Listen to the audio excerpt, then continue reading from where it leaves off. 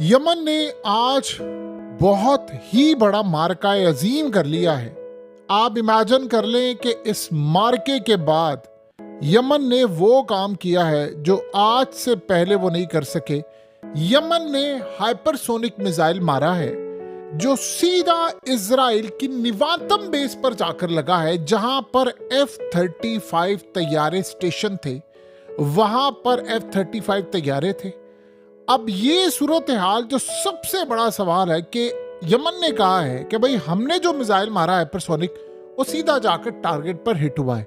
क्या उन्होंने इजराइल का कोई F-35 तैयारा गिरा दिया है? अब इस सूरत हाल में खाली ये नहीं हुआ, खाली साथ मामला ये हुआ है कि अमेरिका का MQ-9 रिपर 12वां ड्रोन वो भी यमन ने गिरा दिया है।